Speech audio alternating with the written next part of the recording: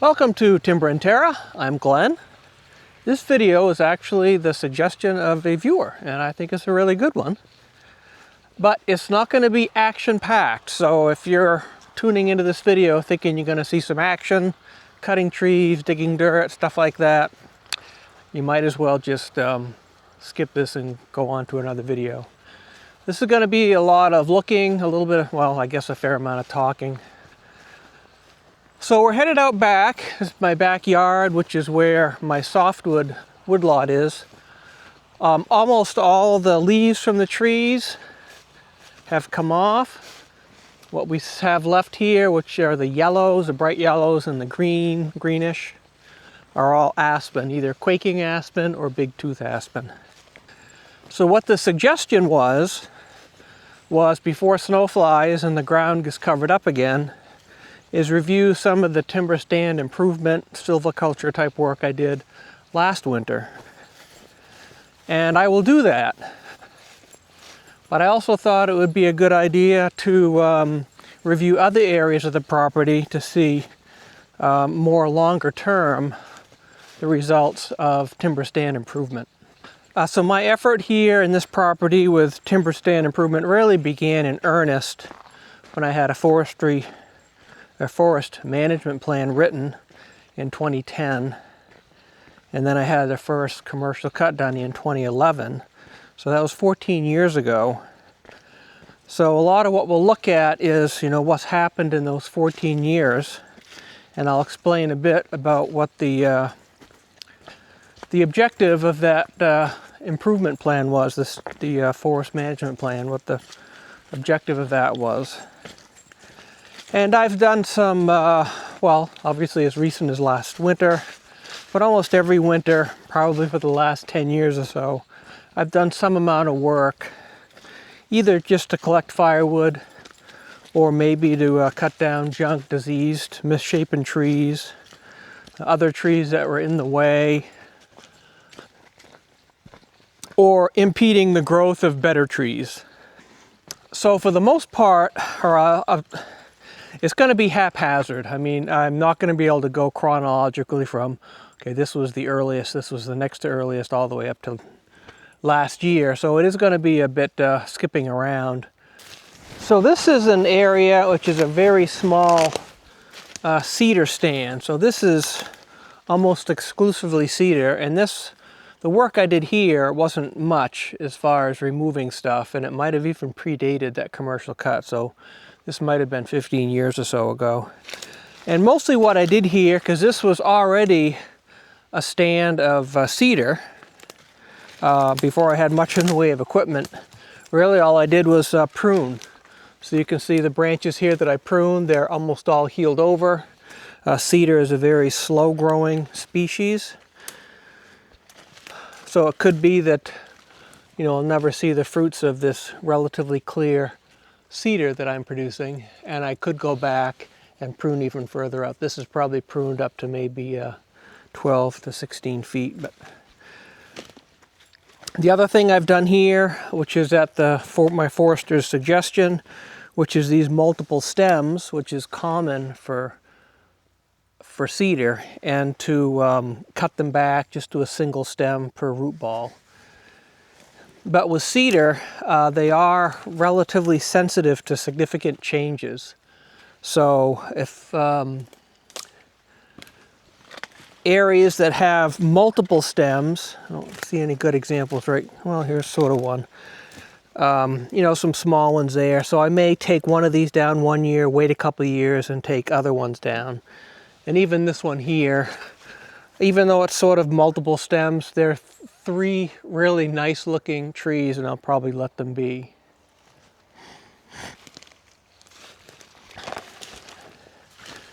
So more recently, so I've worked in here off and on for really since probably the last 15 years or so.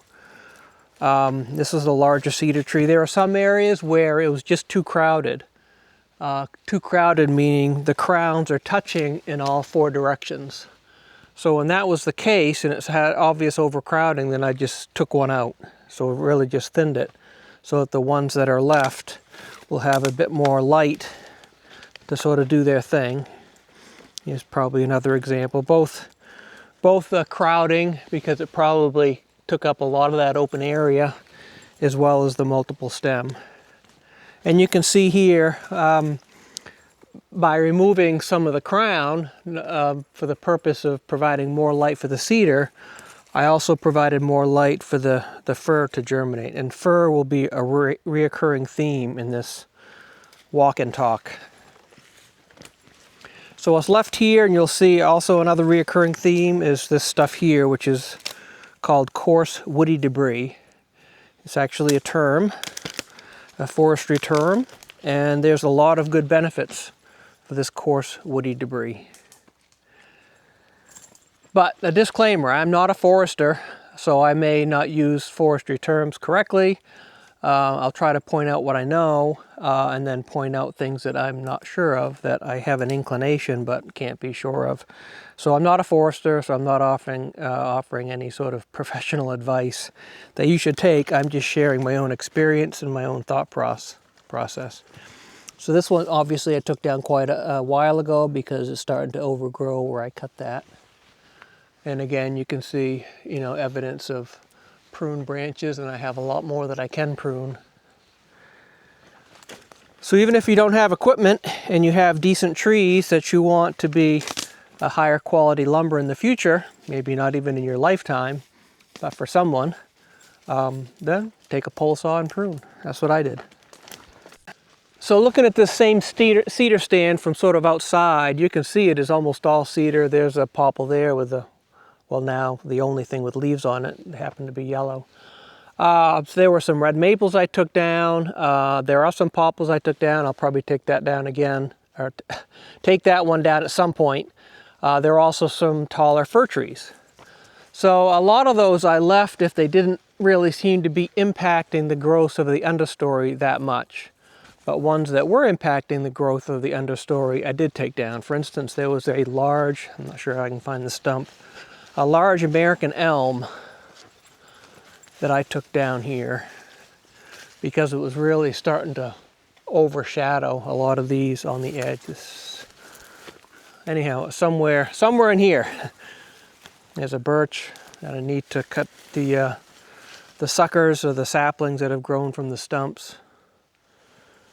But it's in here somewhere, probably over there, perhaps. So this is the most recent area of my work, and I still probably have a little bit of work to do. I did the bulk of it here, but before I started doing work, this was so thick you would not be able to see sort of that yellowish leaves on the other side. All you would see is just multiple stems of stuff. So it might not have been clear in the video last year because it was covered with snow, or all these fir saplings, and which is what I like to see, a nice white pine. I do have some white pine in the area. For instance, there's one right there, but not a lot. There's another area where I'm really happy to see the pine regeneration, which resulted from the commercial cut. That stump there was a pasture spruce that I cut down. These we'll see maybe on occasion. Those are some poles that I had cut for corduroy roads, which I had abandoned using corduroy roads for my woods roads, and I go into explanation about that in other videos. So you can see a lot of this coarse woody debris, and this is sort of fresh, so it hasn't really started to rot. I mean, this stuff has, because it was down long before I came here. So this area of my woods is also a cedar stand, but it's not sort of a pure stand like the other one is. But this is the cedar stand, but it's intermixed with a lot of other stuff. But in the forest management plan, it does have me manage it for cedar. One of the things for cedar regeneration is this rotting wood. Cedar regenerates best, or has the best chance of regeneration, when it has basically rotting wood for its seeds to settle in, germinate on. So what I did here was just take down junk stuff that looks like a white birch, but it's really gray birch. On video you probably can't, it's hard to tell the difference, but paper birch or white birch actually has you know, paper-like bark that's sort of exfoliating. Gray birch is white in color, but the bark doesn't exfoliate, doesn't peel off like that. I did take down some red maple for firewood, as well as some fir. But again, the fir here that doesn't interrupt, is really not in the way of anything, then I'll leave. But the other thing also in leaving some standing timber is a couple things. One is it forces the trees that you do leave to sort of grow straighter and taller as they search for light, as long as there's some light in the above for them to search for. We'll show examples of fir that grew but didn't have enough light to sort of grow tall or very fast. And the other reason is like some of this. If we allow too much light, then this is aspen, quaking aspen. You'll see this and or raspberry bushes just multiply like rabbits. So leaving the canopy somewhat closed can sort of limit or control some of those pioneer type species that'll sort of get in the way. They grow faster and, you know, just save you from having to come back again and clean that stuff up. And we'll see some areas where a lot of it has to do with just windthrow, blowdown after the fact, where there was so much light given to the forest floor that it's going to become a canopy of aspen without, you know, further work on my part. So this area here was some of me cutting as well as some blowdown. So this is one of those areas where right now you don't see a lot of it because it's not even been a full year. But with all this light that this area has, you know, those saplings or whips of quaking aspen are going to start to grow, as well as these all these fir that you see that were probably buried in snow when we were here last.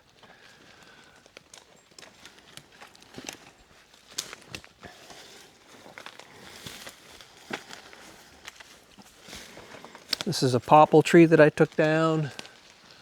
Sort of created that opening. There are some others that I want to take down. Again, I'm not going to be too aggressive at that, but really just some of the smaller ones like that one, probably take down. But I will leave most of these for the reasons I just stated about protecting the forest floor, as well as you know, the trees that do grow, and some of these fir I may let grow. You know, we're talking probably 20 years down the road, you know, making that decision whether I take a fir down if it's in the way of a cedar, or just let it go because it's really not impeding anything. But here's an example of what I look for, which is spruce. So given fir or spruce, this is the needles aren't quite as dark as I'd like, so it may not be the healthiest, but I'll take spruce over fir any day for two reasons. One is it's less susceptible to disease and rotting, where fir is susceptible to that more so. And fir has a relatively short lifespan, you know, probably 60 to 120 years at most before it just dies of old age. Where spruce, whether it be white spruce as a slightly shorter age, I think, or red spruce, which can grow to be 300 years old or more. So the spruces are just simply more valuable. I think they can grow at similar rates. So it's not like one is going to grow really fast compared to the other. So this is just a continued area that I did last winter. You can see a lot of the stuff that I just cut and left is just not worth taking out for firewood. Well, birch doesn't have a lot of BTUs anyhow. But trying to leave these cedar. Here's an example of something that should be a single stem in the future. I cut down at least one large branch. Another one up there. So this is not the best specimen of cedar because you're really only going to have one 8 or 10 foot log before you have a large branch at the top. So probably in a year or two I'll have to decide leave this one or leave this one, but one of these has to go.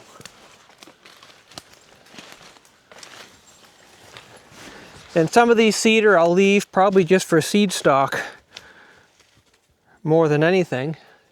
because there's really nothing commercially valuable with this one. You might get maybe not even a 6-foot log, because it's going to start to separate like right here. So similar case here, I took down some stuff, opening the canopy just a little bit, but not too much. And then in probably 3 to 5 years, I may come back around here and then thin out a little bit more. This is another location of the pasture spruce that I took down. The pasture spruce are really large trees. They have huge branches. So that one tree was covering most of this open area. So now with that open area, these fir saplings, which you can see here scattered all across the ground, they're going to really start to take off. And we will see some examples of that here shortly, where given some time, they really will take off. So here's the one example, and I may show some others, of a fir tree that is growing, but it's sort of referred to as an umbrella tree because it doesn't have a lot of growth, because you can imagine if all those branches had leaves on them, which they did a couple weeks ago, then there's really not much light at all for this little guy. But fir can survive, sort of waiting for their opportunity, for a blowdown, some natural occurrence or man-made in the case of thinning, for it to take off. So this one may look like a young fir tree based on its size, but this tree is probably 20 years old, maybe more, maybe 30 years old. And you can see here, it's only growing about 2 to 3 inches a year. A nice healthy fir tree will grow at least 1 foot, maybe 2 feet a year. So just across the road, and I haven't really spent much time here. I'm sort of using my roads as a way to organize how I go through. So I started here. I think this was 3 or 4 years ago I did this area, just following this road that way, which was just the more recent, the section of woods that I did just a year ago, this past winter. So in here we may see some more examples of the fir maybe starting to take off. I'm not sure how long it takes. I think it varies before a tree will respond to the additional light. The younger a tree is, the more it can respond, the better it can respond. That's why I carry these, because invariably I'll come across something, a fir, or generally a fir, sometimes a spruce that has multiple tops.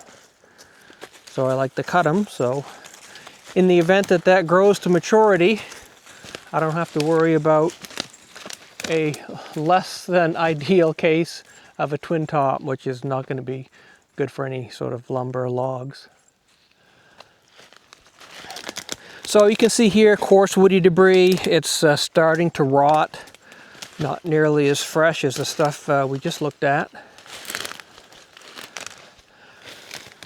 This is aspen, which actually will rot pretty quickly. You can see mushrooms growing on that one. So here's an example probably of one that's responding to the additional light.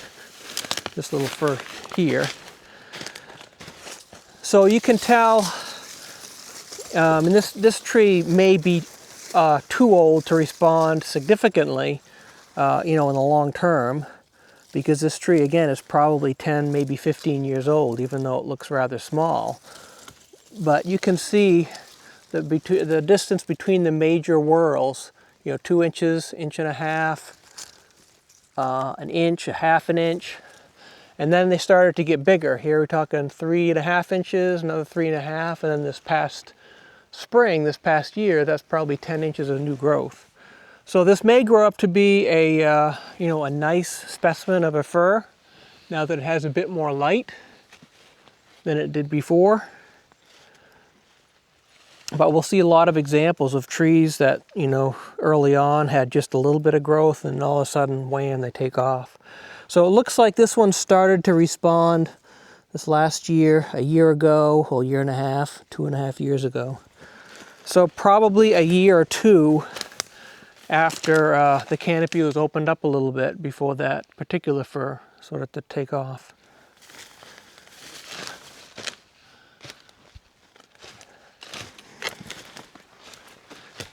But here again, I didn't go crazy taking down absolutely everything that was not a cedar, because the reasons I stated before about forcing the trees that are here to grow straighter and minimizing sort of the weed type trees that we get with an open forest floor. So you can see here, there's not much in the way of new growth on the forest floor.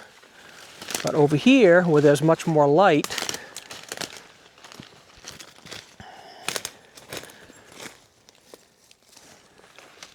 there's a lot.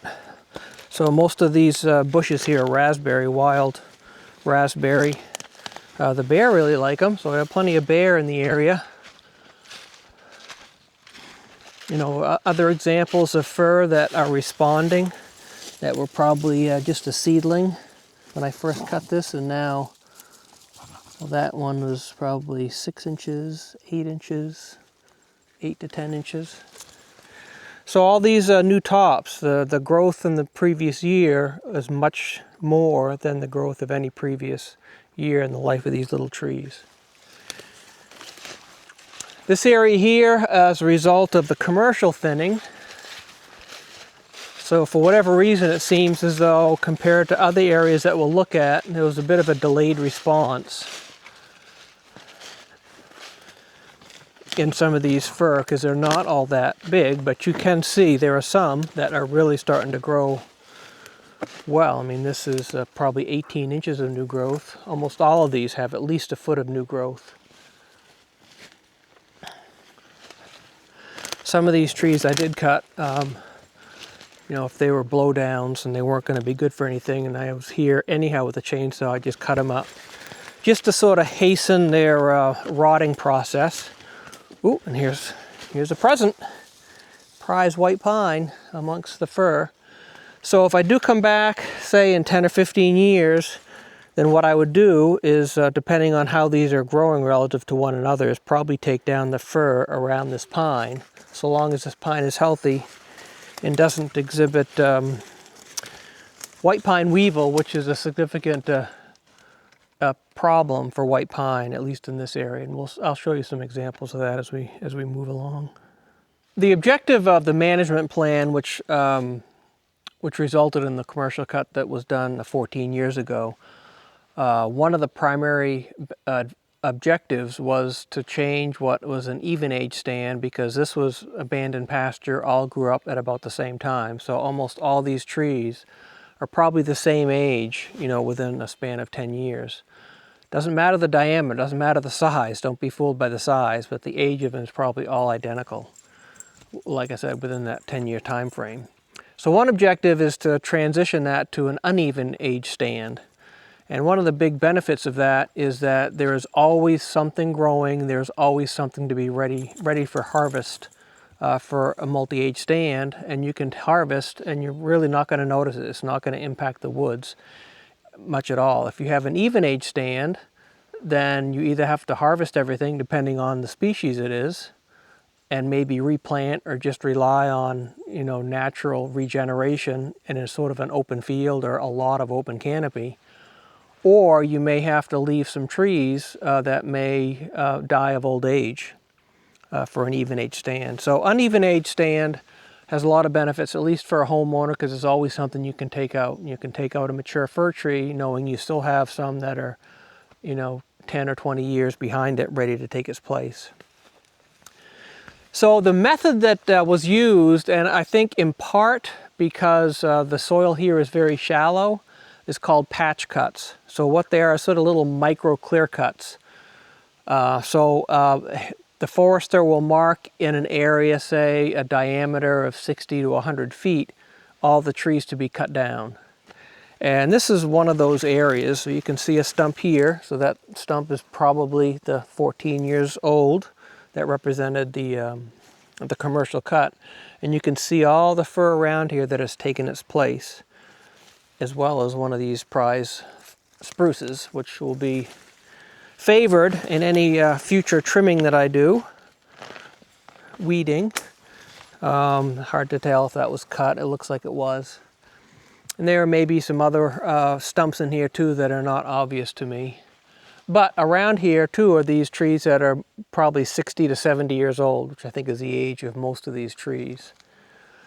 So we have trees here that are, say, 10 years old, and some that are 60 years old. And if we keep doing these cuts, then you're going to have a wide mix of tree ages, from basically saplings all the way to, in the case of fir, 80 years old in 10 or 15 year increments. And in the case of spruce, maybe up to 300 years old in 10 or 20 year increments, something like that.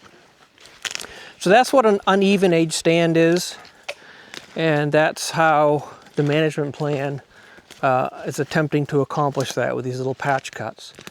Another way to do it, I think it would be with more stable soil, would be just thinning, where you just go and you pick out a tree here and a tree there throughout the entire property, rather than patch cuts. And there are so many patch cuts per acre, I can't remember. There might have been maybe 3, maybe 6 patch cuts per acre of, like I said, that 60 to 100 foot diameter, something like that. Now, intermixed with some of these cuts that the forester cut, or the logger cut, is probably some natural blowdowns too that also contributed to this area, which might be bigger than the original patch cut. But you can see here it's growing with some really healthy, fast-growing fir trees. And in and amongst these, hopefully, are some other species a bit more valuable, and for a little bit of diversity. Spruce, I think later on we'll see some hemlock, and then some cedar. This is sort of on the edge of the cedar stand. The cedar stand really is at the top of the hill. Down here it transitions to a spruce fir stand. Right now I don't see any spruce as I glance around, but nice fir. You can see here, all the way down here. Fir trees, pine and spruce, are relatively easy to count, at least get an estimate of the age just by counting the major whorls there are.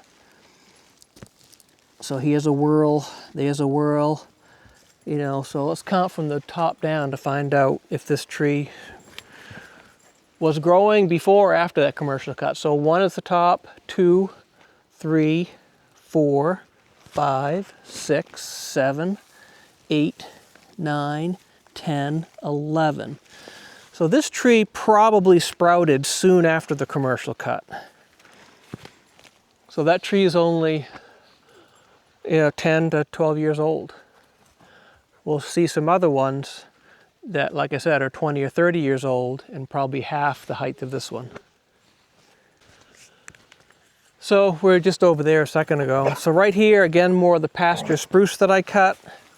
So I did create, more of an opening. It looks like there probably was somewhat of an opening here, but there were some trees that we cut. Let's see, 1, 2, 3. And some of these were not good, like this one here was rotten or just punky. So I just cut it up where it was. I felled it that way. So 3 rather large trees in this little area.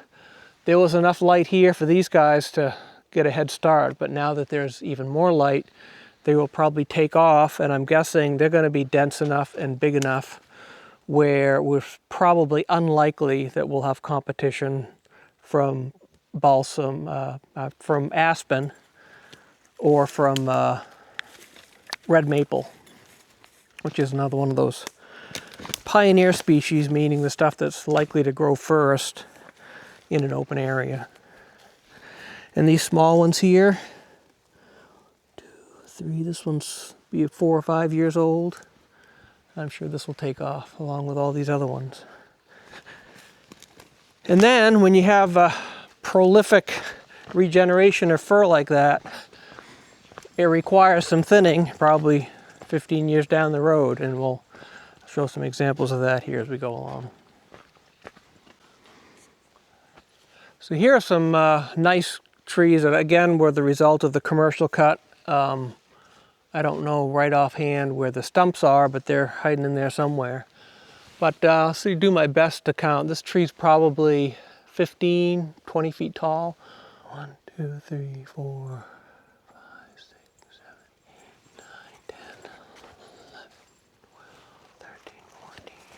15, 16, 17, 18. This tree is probably 20 years old.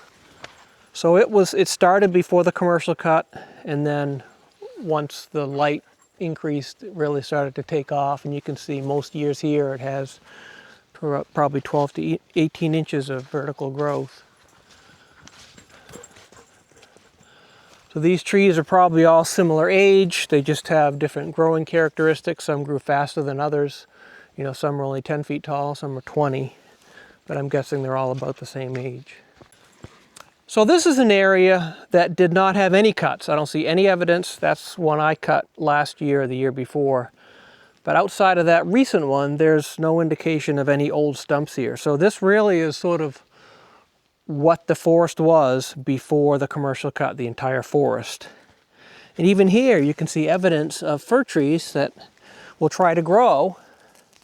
They're not going to do that well in this limited amount of light, but if there's some event that causes light to hit them, they'll take off, like the ones that we just saw over there. But this is what the ground floor looks like in a more mature forest. You know, not much in the way of growth in the ground. This area here was also the regeneration as a result of the commercial cut. And it's the only area that I have a picture of soon after the commercial cut, and I'll show that right now. So I took this in the wintertime, so it's sort of a carpet of fir, almost, you know, all covered with snow. But basically taken from this same vantage point. And you can see how much growth there's been since. And it's not, the trees didn't respond quite as much as the area that we looked at just a bit ago. You know, most of the growth here is probably 8 or 10 inches, not 12 to 18. But I think part of the reason for that is that it was so dense and they were so crowded. So what I did last year is I came in here and I thinned some out. So you can see these dead fir trees are just ones that I cut, you know, with a handsaw, just to thin them out so that the ones that are left have a bit more light and hopefully can sort of take off growing like some of the other ones that we saw. So when we do have some of these spruce that are growing, but mostly the fir. So this is a thinning that I probably should have done 5 years ago instead of just last year, but is what it is. Invariably I see these. So here you can see there were some sort of disturbance. It could have been that this top bud just never sprang open, and then what the tree will do is shoot other, you know, ones to take its place as the new leader. So there's a little bit of a little bit of an offset there in the stem, but when that's a mature tree, if it makes itself to a mature tree, who knows? That'll likely become insignificant. Looks like that one had a similar one. Probably the original stem was knocked off. I don't remember. It doesn't mean that I would necessarily cut it off, but it's so easy to do now. Much harder to do when it's 30 years old. So just another vantage point of a different area, but similar situation. I don't think I cut that stump. I'm guessing that was from the commercial cut. But you see a lot of spruce, and then we're getting here in an area where spruce are a little bit more predominant than they were earlier. So it's not so much the concern now that fir will sort of take over and stifle the spruce. Up here on the left, another similar situation. These trees are probably all, 20 years old or less. Started out as one of those in the canopy, just hoping, waiting for something to happen, and the commercial cut happened and off we go. So this is an area where this is way too dense and I need to come in here and thin it. But here what I'll likely do, since there's so many spruce like this, I will probably just take all the fir and cut all the fir and just leave only the spruce. So most of this debris you see here was either me last year, or there's, in the case of a blowdown, a couple of these are blowdowns. But what I'm looking at here is perhaps a better example of these, sort of an umbrella tree. So you can see, you know, like an inch of growth. It does have a double top, but you know, this was maybe an inch, maybe 2 inches of growth a year. So if this is 48 inches, then this tree could conceivably be 50 years old. And this tree, if it is 50 years old, it is well past its prime. Even if the canopy were to open up, this would not take off. This would not respond to that release. And release is one of those terms that I'm pretty sure of. Release means open the canopy and you release sort of the understory that might be growing, you know, give it an opportunity to grow with better light. But that one is, I think, one over there, similar situation. So a lot of these firs started out like these guys, you know, surviving. They can do well in low light. They don't thrive, but they'll survive, waiting for their chance to bask in the glory of the sun. And for some, it just doesn't come. For others that are lucky enough to be there when the canopy is opened up, then they will take off. This particular area of my forest has a lot of hemlock. And you can see one here. This little sapling here is a hemlock in it. Lo and behold, happened to grow right in one of the old stumps from the commercial cutting. In fact, all these are hemlock. I don't think there was as much activity in here as there were other areas as far as the commercial cut. I don't recall seeing a lot of old stumps, but there are a handful here and there. Some of the cuts may not have be part of that patch cut mentality. Some of the cuts, if the forester noticed a tree that was, you know, diseased or otherwise at its end of life and wanted to take it before it became commercially valueless, then it was marked to be cut. So here's another example. I'm guessing these are older trees. These might not have been quite as old as some of the others. Looks like they are responding a little more aggressively to the increased light. A lot of this is me making roads, you know, this sort of intersection. I took a lot of trees down. Nice spruce there. So you can see here the growth, you know, compared to these years where the growth was just, you know, several inches, to here it looks like it was 6 inches, 6 or 8 inches, and some of those are even taller. So this one here looked like it had some disturbance where it's trying to grow multiple stems still. I just cut these all off and let that leader be the leader. But you can see here, this is an old tree, very slow growth for a long period of time, but it may have been young enough where it's going to respond and grow up to be a nice fir. But to its disadvantage, there's spruce around. Same here. Nice fir tree, growing a lot here, but a spruce. In fact, I took this spruce tree down this past winter. This is another area I worked on last winter. I think I recorded some of it. This is around the corner there to the left is the corduroy road. Might as well go look at it since we're right here. So part of my purpose in cutting here, in this sort of little area between us and the pond, was to release a lot of these spruce trees that are here. You can see basically all these conifers, these young conifers are all red spruce. And they were overtopped by more red maple than are here already. But what I understand about releasing red spruce is that it should be done gradually, sort of like I mentioned with cedar. It doesn't respond well to abrupt changes and actually can do more harm than good. That's what I understand is the case of spruce. So I took down a lot. You can see here there's not a lot of growth, limited light, but I took down a fair amount of red maple, like this one here. Some fir, that was a fir over there, but that stump might have been a red maple. I'm not sure where the fir came from. So there's more light here, but there's still some, you know, it's interrupted by some shade trees, some red maple. So again, I'll come back probably in 5 years and take more of the red maple out See red maple stump where it shoots off these little suckers or whatever you want to call them.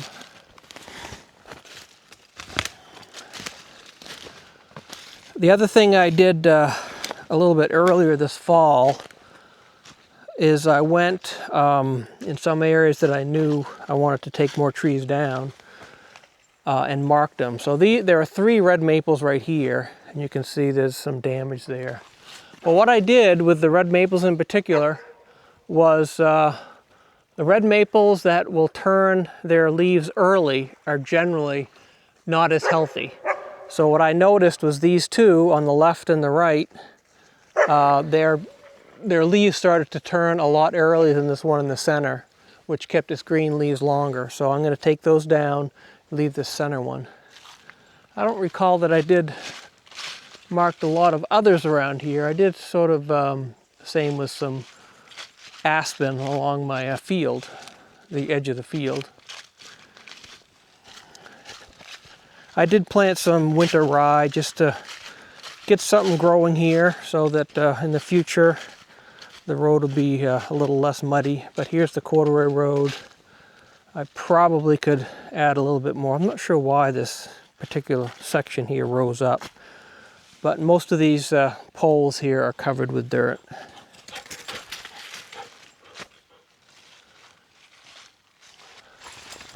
So this is an area where I do get a little bit of hardwood, like right there's a nice yellow birch, nice and straight.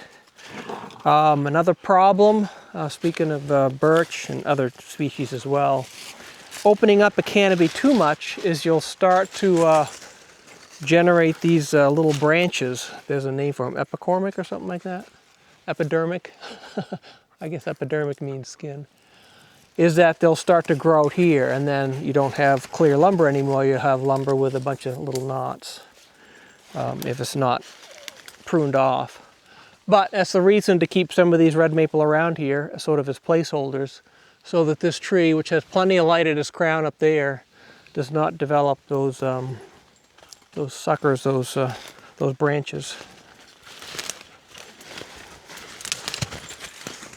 So this area up here to the right, I believe, was subject to some of that commercial cut, a couple of those patch cuts, but I think there are also some blowdowns because this area is much more open than it was. And it is responding with some nice thick fir growth that'll need my attention to thin it out here at some point. But another example of you get a lot of weeds, a lot of these raspberry bushes, if you have too much light. And all these pole size, saplings, whatever, those are all quaking aspen, which will also respond and grow very numerous given enough light.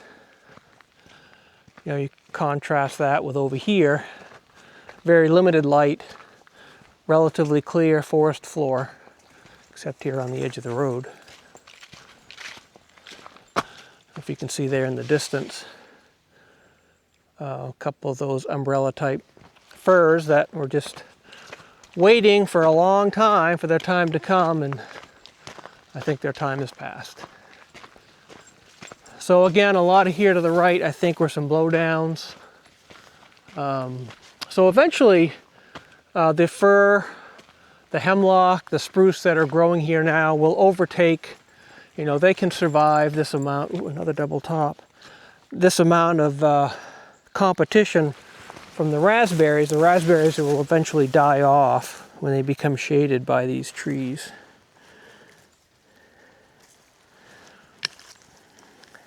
I suppose this might be considered an effort in futility, but I just hate seeing these tiny double tops on such a young tree. This is another one that looks like it's responded fairly well, but had several years of very suppressed growth. So this section of the forest generated most of the valuable timber. Most of it was spruce and fir that came out of here. And we'll see some of the regeneration. This is where I have really some of the more promising white pine growing now. But you can see too the response, from the commercial cut with all the nice flourishing fir and some nice spruce. You'll see some hemlock further up here. There's a bunch there. So we got all three, the three major softwood species: red spruce, eastern hemlock, balsam fir. So there is a lot more spruce in this section of the forest than in the other areas, which are somewhat younger. I think this section of woods, I think it was pasture at one point, but I'm thinking it was abandoned a lot earlier on than the sections we looked on earlier in the video. So some of this area right here to the right where we're looking at was all very thick, and I came in here a couple years ago. I did it twice, maybe once 3 years ago, once 2 years ago, and thinned these out. Again, you know, if I had a spruce, promising spruce, then I would sort of clear around it.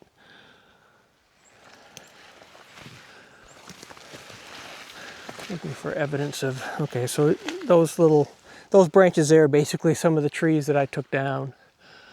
But you can see this is a nice large, that's probably 20, 24 inches in diameter at breast height, a nice red spruce, but that can still live for another 100 years. And then around it, it'll have, you know, trees that are only 20 years old now, 15 or 20. But all these sprang about and are growing as they are now because of that commercial cut. A couple big hemlocks. And I could probably come in here again and thin. So what I'm standing on here now is a bunch of blowdowns. A lot of these happened soon after the commercial cut, even though that patch cuts were sort of intended to sort of minimize wind throw or blowdowns, you know, with the additional open area that the missing trees provided. The trees sort of use one another as sort of a group effort to combat the forces of wind. But when some of them are taken out, then the ones that are left are just that much more susceptible to being blown over. So that's what all these are. There's quite a few of them. And as a result of that, you can see there's a lot of ground cover. You know, in addition to the saplings of fir and spruce coming up, there's a lot of the raspberry bushes. And there's probably gonna be at least spots of quaking aspen as well. What I'm trying to make my way towards, in sort of the middle of this area, because I have a road right there where the dog is, another one over there, is between these two roads is a lot of this eastern white pine regeneration.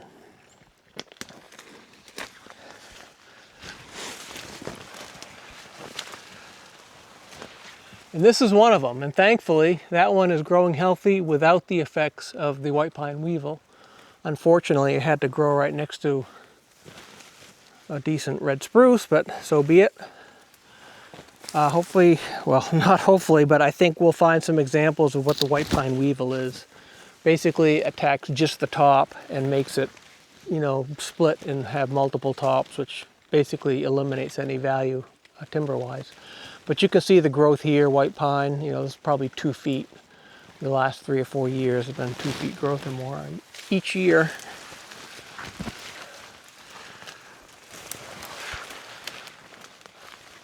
All right, so I see one up here that had the white pine weevil probably 3 or 4 years ago. And I think I might have cut the multiple tops off to try to have a single stem. Nope, actually it's a couple trees next to each other. It fooled me.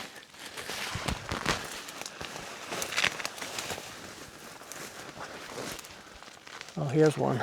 Here's a good example. So this one I did not see, but it's sort of taken care of itself, and it may grow up fine with this little thing. So you can see here, that's the white pine weevil. At one point, this was the leader. I'm not sure exactly the life cycle, but it's an insect. I think it lays its eggs, and it only lays its eggs on a leader, and it prefers nice, thick leaders that are primarily growing in the open. That was one there that I actually cut off, and hopefully that'll straighten itself up. At least not be significant, you know, when that's say a 24-inch diameter log. So that's what the white pine weevil does. It lays its eggs, and I think when the eggs hatch, they sort of burrow their way around it and kill this. Kills the top. Some of this is pretty big. I don't know if I guess it will take care of that.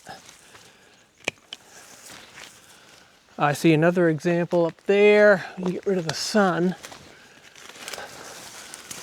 Oh, and this beech tree. So that you can see that one there, where the top has been killed. That was, it looks like this past year.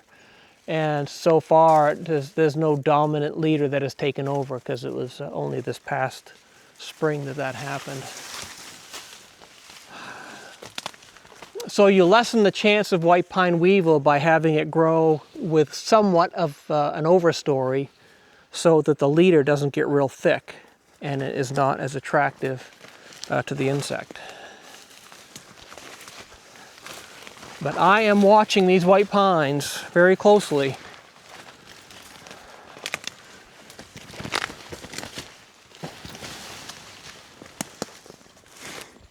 And look at them all. Nice one there. So most of them do not have the white pine weevil, and I think in part because we still have some shade.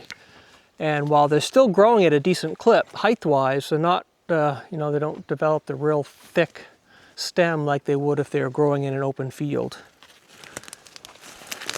And on the way back to the house, I'll show you an example of one that's been growing in an open field and what that does to it.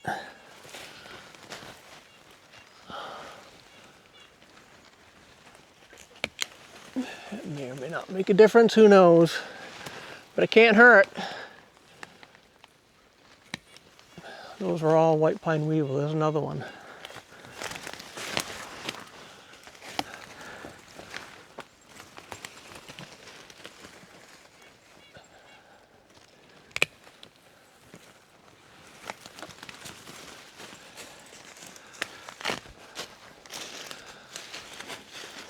So this is different. I don't know what makes it more favorable to having so many white pine in here versus, say, the spruce and fir.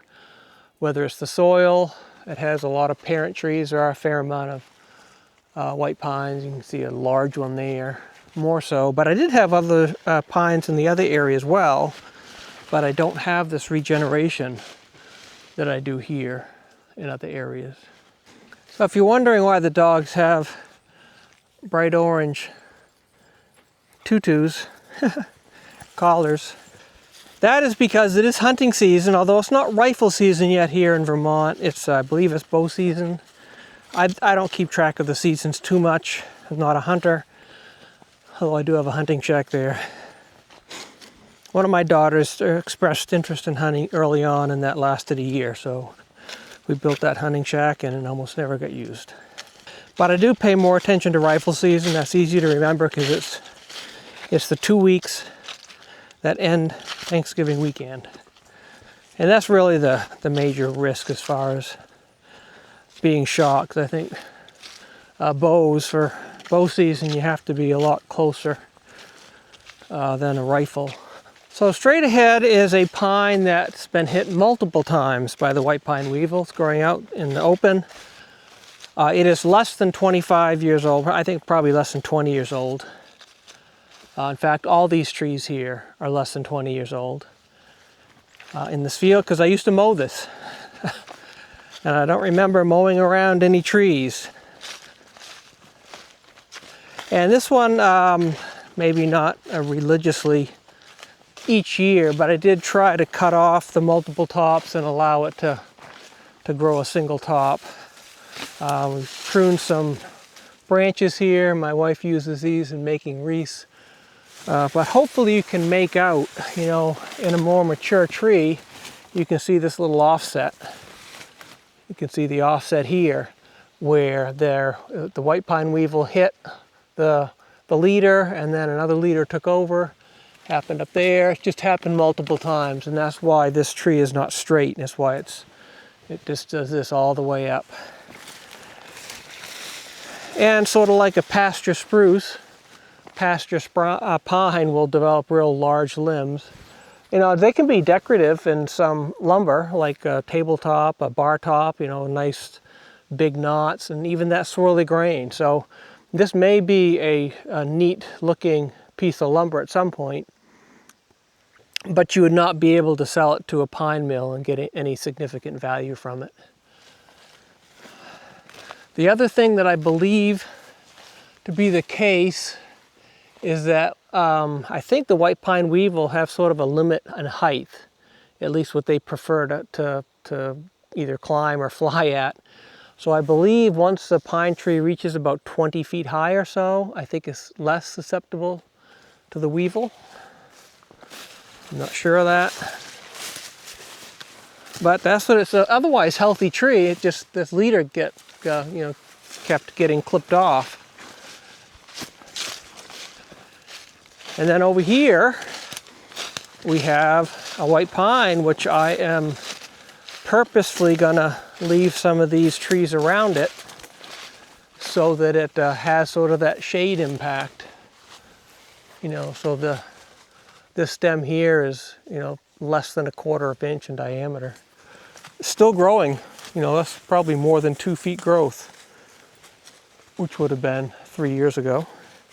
But it looked as though early in its life, it had some sort of damage to its leader. I think that's the original leader right there. Whether it was the weevil that did get it early on or some other, you know, disease, or maybe, you know, just physical damage. Something else I wanted to show is, there's where we sort of started our journey. Over there, just beyond that white pine, is that sort of that pure cedar stand. And I want more cedar to grow. This is good soil for cedar. And I noticed one here. And as soon as I noticed it, I came back a couple weeks later. I said I should put a fence around that. And the deer had nibbled it all off. So then I put a fence around it, and thankfully it has come back. I mean, it looks more like a bush now, but you know, when this grows a bit more, I will try to find the straightest, healthiest stem, leave that one and cut all the rest. But that's a significant problem for cedar regeneration, is that it is a favorite food of deer. And without some sort of protection, a lot of the saplings that generate from cedar will be killed by deer. So I have decided, I had mowed part of this even after some of these trees started growing, but I've decided here in the last year or so that I'm just going to let this go to forest. I really have no reason to keep this field anymore. And I did. We just walked across some little fir saplings. And there's one there. That, with this open space, they should really take off. And you can see the yellow leaves over there, as well as some of these. That's actually gray birch. But I think those over there are quaking aspen, as well as these are quaking aspen with the bright yellow leaves. So at some point I'll probably have to do some thinning here, because it's going to be a constant battle with the pioneer species. Trying to favor the species that I want to grow here, which, you know, again, balsam fir is fine. I prefer spruce if it's there, cedar obviously, and the white pine.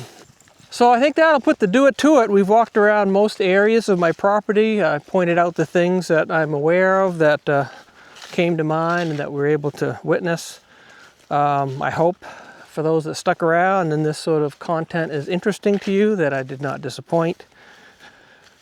Anyhow, regardless, I appreciate you hanging on to this point, and I hope you stay tuned for future videos, maybe with a little bit more action.